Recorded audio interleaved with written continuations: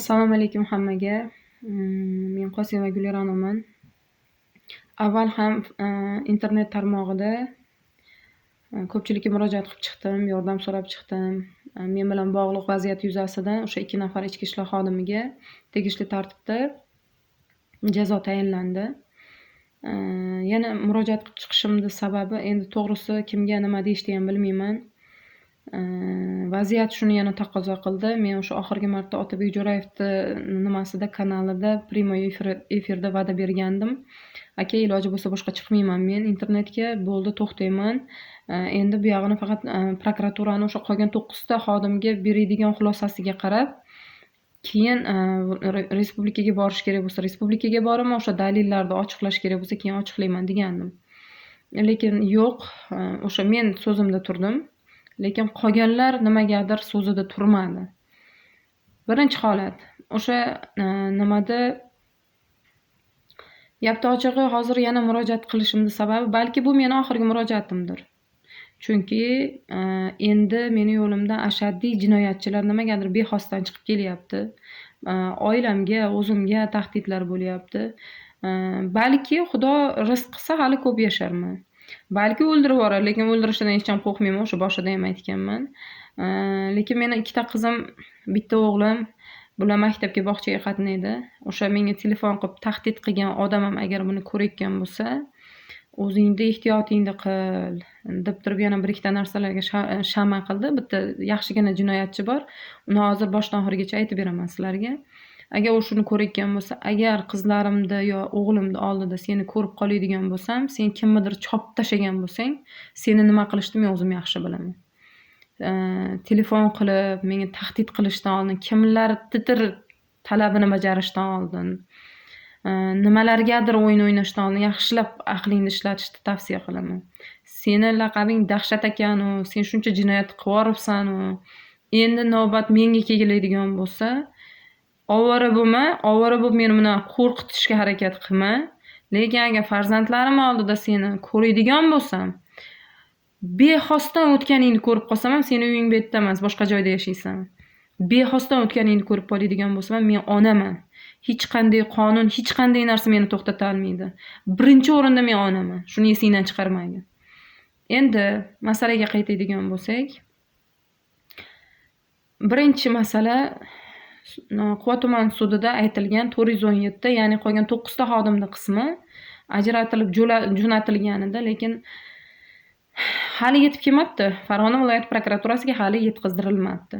Ikkinchi masala, o'sha vaqtda 102 ni tashkillagan asosing bormi deb haligi hozir ular boshlaydi, yana qizil svetofor, yashil svetofor deb nima trollar hujumi boshlanadi. O'shalarga javobim asosing bormi?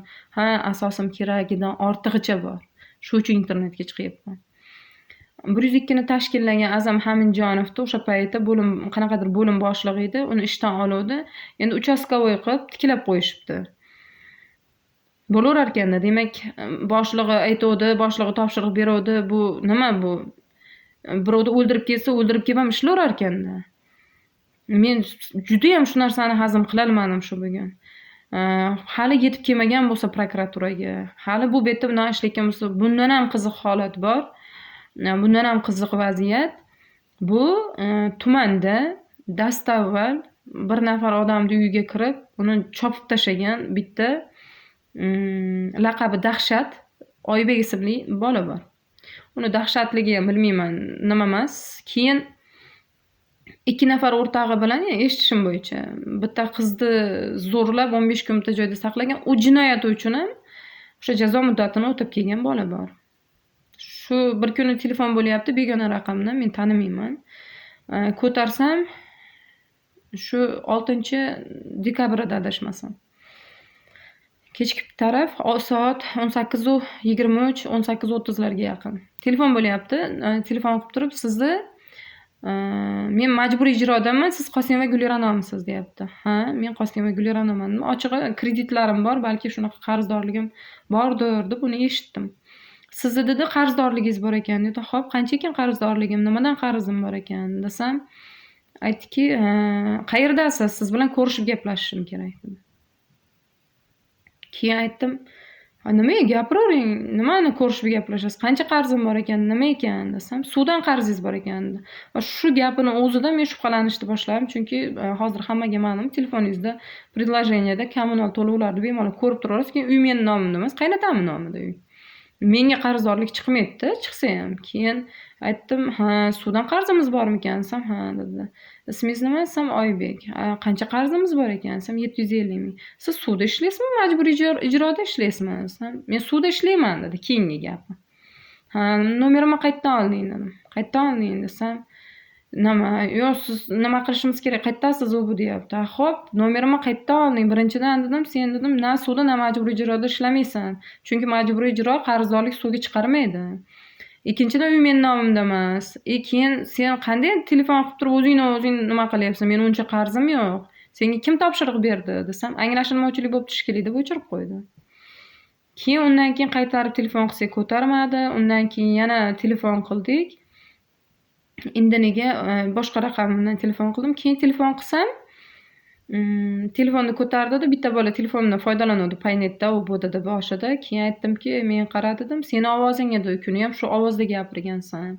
Yana shu ovozda gapiryapsan. Kimsan sen o'zi?" deb savol berdim. Savol bersam, keyin aytdimki, "Nimaga o'yin qilyapsan? Hozir prokuraturaga ham ariza qilaman, ichki ishlarga ham ariza qilaman" dedim. "Olib kelishadi seni keyin topib. Kim berdi raqamimni?" desam, "Sen meni emas, o'zingni ehtiyotingni qilgin. Ko'ryapsizmi? Tahdid qilyapti menga. Sen o'zingni ehtiyotingni qilgin, sen meni o'ylamagin" deyapti u bola. Keyin uni raqamini yana o'chirib qo'ydi telefonda. Uni raqamini saqlaganimizdan keyin rasmidan bildik. O'sha jinoyatlarni sodir qilgan jinoyatchi nimagadir bexosdan anglashilmovchilik bo'lib, baribir raqamimni qayerdan, kimdan, nima topshiriq bilan olganini aytmadi. Shu vaqtgacha meni umrimda birorta jinoyatchi menga shu o'tkir jiddiy jinoyatlarni sodir qilgan odamlar adashib tushib qolish holatlari kuzatilmagan. Shu uchun endi meni taxminim borki, balki Xudo rizq qilsa yana ko'risharmiz, balki boshqadir.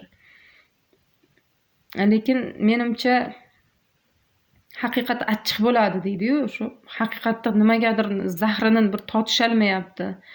Nimagadir chidasholmayapti, kimlargadir og'irlik qilyapti. Qarang-a, ish shunchalik shirin ekan, bo'lmasa qonuniy ishlashsa bo'lmasmidi?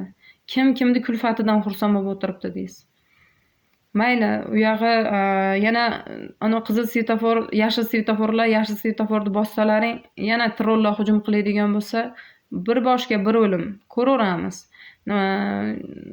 Endi nima taqdirimizga nima yozilgan bo'lsa, taqdirotda nima bo'lsa ko'raveramiz. Endi bitta banda bo'lsak bas. Faqat bitta narsaki, borgan sari ishonchim yo'qolib boryapti.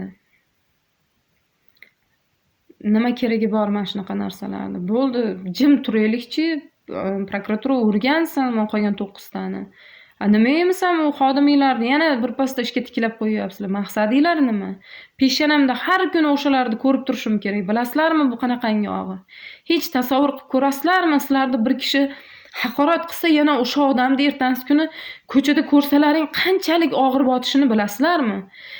Meni o'sha yechintirib, o'sha syomka qilgan odamlarni har kuni aptini ko'rishga majburman. Buni qanaqangi og'riqliligini bilasizlarmi? Tepada turgan aqllilar. Shularni tashkillayotgan aqllilar. Hech his qilib ko'rasizlarmi? Hech Xudodan qo'rqasizlarmi, sizlar? Nimaga usti-ustiga shunaqangi narsalar tashkillayverasizlar? Men jim yashayapman-ku. Men ishimga qaytdim, ishimda nima qilib davom ettiryapman. Bo'ldi, hamma narsani to'xtatdim, mayli qonunga qo'ydim. Xolis olib bu yog'i nima bo'lsa bo'lar desa, nimaga yangi o'xshamagan ssenariylarni tuzasizlar? Voy, men hamma yo'g'imni yo'qotib bo'ldimki, nahotki o'limdan qo'rqadi deb o'ylasizlar. Nimaga shu gapni men sizlarga tushuntira olmayapman. Bitta ayol kishi yo'qotishi mumkin bo'lgan hamma yo'qni yo'qotib bo'ldimi? Yana nima xohlayapsizlar mendan? Nimanidir yana yo'qotishdan qo'rqadi deb o'ylaysizlarmi? Nimaga hech ham bir haligi aqlinglarni ishlatkinglar kelmayapti? Yangidan yangi o'yinlarni tashkillayapsizlar. Sal bunday Xudodan qo'rqinglar, xo'p. Ana trollar ham birortangda bir nimang yo'q, bitta druziya ochgan, kecha profil ochgan. Insofing bormi senlarda? Ko'rmagan narsangga nima unaqangi narsa yozasan? Boshingga tushishidan qo'rqmaysanmi? hurmatli tepasida turganlar meni jog'imda o'chiraman deganlar. Kasallikni vaqtida davolamasangiz isitmasi oshkor bo'ladi deydi. Hali yangidan yangi guliranolar chiqadi agar. Bunaqangi nimalar hali yangidan yangi jabrdiydalar chiqadi. Nima keragi bor unaqangi bosti qilishdi, yuqoriga o'zingizni yaxshi ko'rsatishdi, dalillarni yashirishdi. Zerikmadilaringmi, charchamadilaringmi? Haddib internetga chiqaverib, internetda gapiraverib, sal insof ham kerak-da, yosh bolaga o'xshaysizlar. Endi bitta uni jinoyatchini nima qilsak bu qo'rqadi deysizlar. 15 kilometrga boraman cho'l zonaga. Maktabim cho'l zonada. 15 kilometrda giyoh ham yo'q. Hech qachon mana shuncha qo'rqqanim yo'q borib kelguncha. Lekin men ikkita qizim maktabga oraliq ko'chadan qatnaydi. Biri o'ldirib ketsa ham ko'rmaydi. U menga, oilamga tahdid qilyapti. Shunchalik nochormisizlar, bitta buzuqqa ro'mol o'ratib qo'yib, chiqarib gap gapirtirib, boshqasini chiqarib nima qilgizdirib, endi kuninglar shu jinoyatchiga qoldimi orqasida turganlar? Sizlar qo'rqmaysizlarmi? Yaxshilab tafakkur qiling. Abedgacha butun bitta tumanni moliyasiga javob bergan odam abeddan keyin ishsiz qoldi. Nimagacha o'sha kungacha jinoyatchilikka qarshi kurash kerak bo'lgan odam jinoyatchilikda ayblanib mana jazosini oldi. Nahotki Xudo sizlarni boshingizlarga shu kunni solmaysizlar deb o'ylaysizlar. Xudo sizlarga ham shu kunni nasib qilib qolsa-chi. Trollar. Nimaga ko'rmagan, bilmagan narsangizga o'zingizdan o'zingiz bir nimani yasayapsiz? Bitta topshiriq berdi deb yugurib ketaverasizmi? Yashil svetofor ekan, o'qilishimiz kerak ekan, bu qilishimiz kerak ekan. Qizil svetofor ekan, to'xtashimiz kerak ekan. Aqlinglar yo'qmi o'zingizlarda?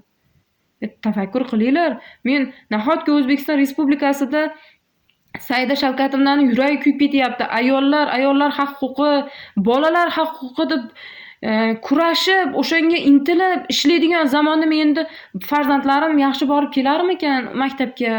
Ana jinni ichib olsa yo bir nimani chekib olsa ish qilib o'ldirib netib qo'ymasmikan? Axir u bunaqangi jinoyatlarni sodir qilgan-ku, unda moyillik bor-ku degan fikr bilan yashasin. Farzandni ham, amalni ham, rizqni ham Xudo beradi, Xudo oladi. Lekin men oxirgi marta ogohlantiryapman sizlarni. Boshqa ogohlantirmayman. Men o'zi o'ylayapman, kerak bo'lsa ishdan ariza yozib bo'lsa ham administratsiyaga borib hamma delamni olib boraman. Bu yog'iga ishonchim ham qolmadi. Bularga ishonchim ham qolmadiki, nahotki suddagi shu 417 ni qismi hali ham yetib kelmagan bo'lsa Farg'ona viloyatiga. Siz bilmadim, boshqa gapim yo'q. Agar qachondir chiqmaydigan bo'lsam, buni oldin ham aytganman. Yana aytaman, 3 kishiga bari dalillarimni to'plab, fleshkaga to'plab berib qo'yganman. Mabodo agar menga bir nima bo'ladigan bo'lsa, Otabek Jo'rayevga ham berdim, ayrim qisman nimalarda, hujjatlarimda, dalillarimda. Ular internetga olib chiqadi, lekin to'xtamayman. So'yib tashaydimi, otib tashaydimi, chopib tashaydimi, to'xtamayman. Undan ko'ra aqlni ishlatib qonuniy ishlaylik. O'sha aybi borlarni jazolaylar. Nima qilasizlar? Hali menga yopishaverib. Hali uni chiqarib, hali buni chiqarib, qanaqadir bir provokatsiya qilib nima keragi bor unaqa narsani? Qo'ysalaring-chi. Hammaga rahmat, sog' bo'linglar.